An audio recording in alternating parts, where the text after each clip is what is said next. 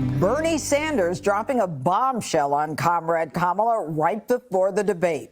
The vice president is gearing up for her big showdown with former President Donald Trump tomorrow night, and she's turning to method acting to prepare. According to the New York Times, Harris has been holed up for 5 days in a Pittsburgh hotel doing highly choreographed debate practice sessions with an advisor who is dressed up like Donald Trump. Quote, "There's a stage and replica TV lighting and an advisor in full Lee Strasberg method acting mode. Not just playing Donald J. Trump, but inhabiting him, wearing a boxy suit and a long tie." And while Harris will be super careful to pretend that she's a moderate at the debate, socialist Bernie Sanders just blew her cover. Do you think that she is abandoning her progressive ideals?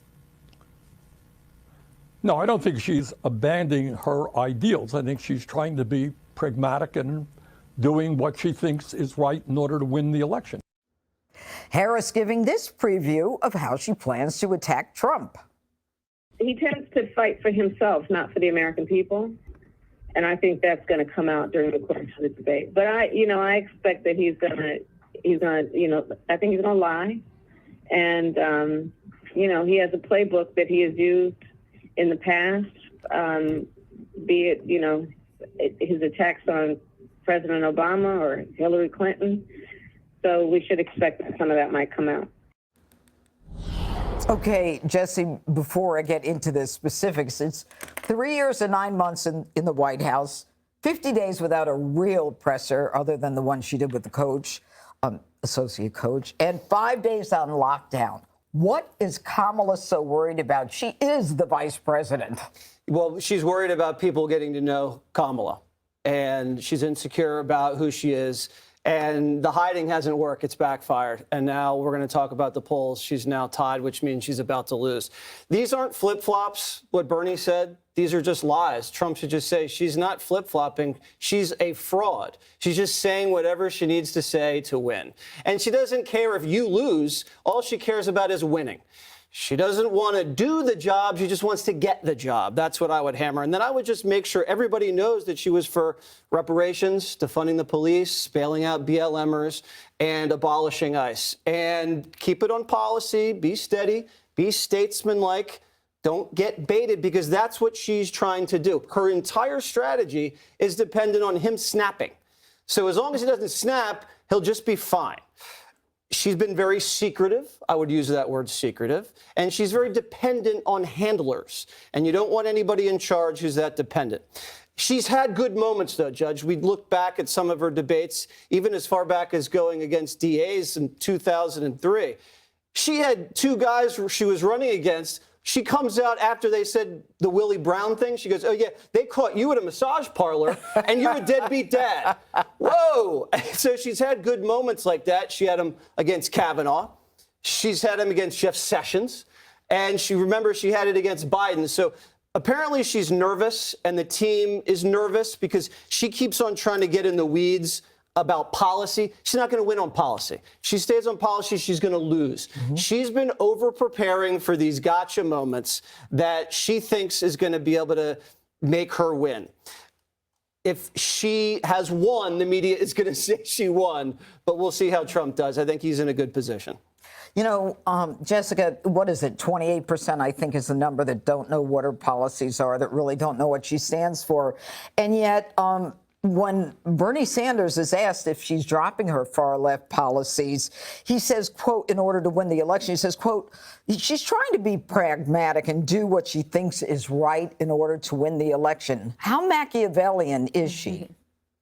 I'm sorry. Does anyone who's running for elected office want to lose or feel okay about losing? I'm sure that Bernie Sanders, sometimes in his darkest moments when he's sitting there with Jane, says, if I had moderated a little bit, I was doing pretty well. So she'll sell her leftist agenda to win? No. So, oh, you mean like sell it out? She hasn't parroted any of these open border stuff, Medicare for all, defund the police, any of it since 2019. And I know that there's this debate about how much should she hew towards President Biden and what happened during the last 4 years or 3 years, 9 months.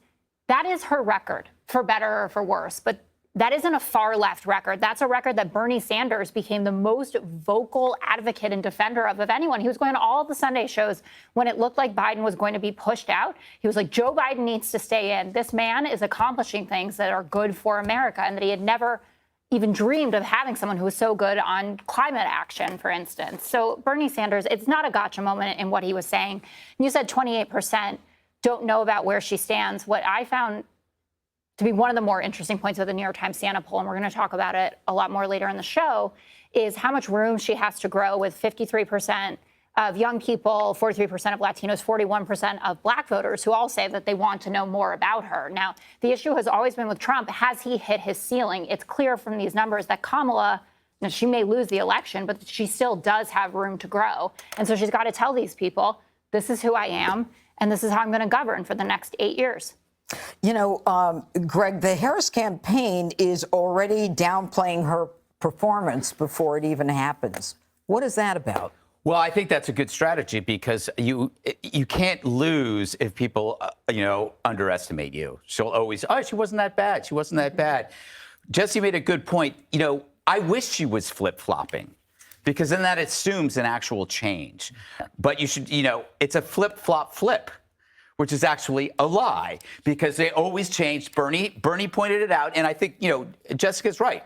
It is a realistic thing, except that when it comes to Dems, they do it every time, and they always revert back to what they were. If you look, you don't even have to take Bernie's word. Take Joe's word, where he just admitted the Inflation Reduction Act was a climate swindle. So think about all those people that heard that, people who were concerned about the prices of food and energy for their family, to find out that the White House wasn't addressing that at all. It was a complete fabrication, a Trojan horse to cover up for their climate swindle. How can you trust them after that?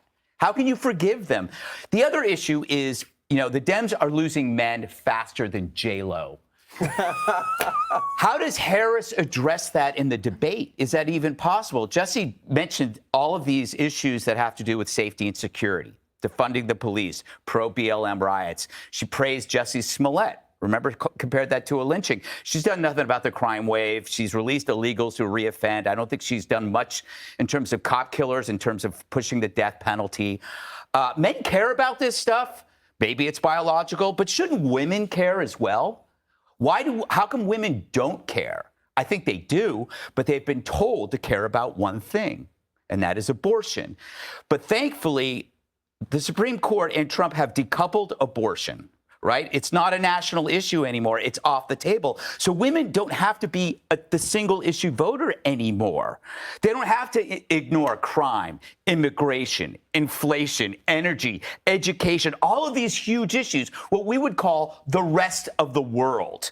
You don't have to just vote based on what Planned Parenthood demands of you. He's already said he's against the national ban. So the right to choose is now a state issue, which is closer to the voter. I bring this up because this is going to come up tomorrow, and Trump just needs to say, this is not part of my decision making. It's now back to you. So a vote for or against Trump from a woman has no impact on the issue of abortion. Has no impact. The Dems don't want you to know that. They're very reductive. If you're a woman, it has to be about abortion. How insulting is that? How stereotypical is that? That you can't think about inflation, that you can't think about foreign policy. Ooh, that's not important. It's my right to choose. It's not on the table. Well, why did Trump flip-flop on it then? Dana. He never did. He did last week on how he's going to vote on Florida. I just told you. He said he knows that a 6-week abortion ban is draconian. And then when I guess he heard from his big donors, he said, you know what, I'm just going to let it go. That doesn't, you just heard my ad. This is a state thing. It's closer to the voters. He does. I mean, you could bring that up, but that's like playing in the weeds. What I'm talking about right now is the issue is decoupled from the election. Right. It's not an issue in terms of what has happened. It's left to the states. And women can vote in the states. But Dana, she is supposedly so worried about this debate And, you know, you and I both, everybody knows if you prep too much, you freeze. And she is practicing the handshake, how she walks on stage. I mean, I described it in the beginning of the segment. The lighting is the same. I don't know if it's Philip Raines, who's the one who's playing Trump. I mean, she also had apparently she was getting ready for a donor dinner, and she actually had to practice holding a glass of wine at How inauthentic is this woman? You have to wonder about the staff that puts that out there to the press. Like, that's the thing you're going to release to the press, or those kind of details. But I also wonder if they're just, we'll see. I mean, her strategy could work. It might work. I mean, it's tied, so we'll see. But they've been exceedingly conservative with getting her out there. And the Bernie Sanders thing is a great example of what happens if you cede the ground to everybody else. Because there's always going to be a Sunday show every Sunday. So what you do is you would look and say, okay, Bernie's going to be on Meet the Press. Who's calling Bernie? Who's calling Bernie to tell him, absolutely do not say that she is a radical progressive in sheep's clothing. Don't say that. But he does say it. And it reminded me of the 2004 campaign when a young man that worked on the campaign, Joe Pounder, found that one nugget of John Kerry at a town hall saying, I voted for it before I voted against it, to show that he was not principled. George W. Bush said, aha, got it. And then he went with that. So to me, I remember also Jonah Goldberg's book, Liberal Fascism. One of the things that stuck in my mind from that book years ago was how patient the progressives are. Like, they know where she is actually. They know where Obama was actually. They're fine with it. They can pretend all they want that he's not for this or that, or she's not for this or that. But because she has not ever had to say what she is for, everybody else is saying it for her. There was one other one. Bernie Sanders was the most important one. But Raphael Warnock was asked about the gun buyback. She has tried to distance herself from that, or decouple from herself from that. And Warnock was like, oh, actually, no, I think she's going to do that when she gets in.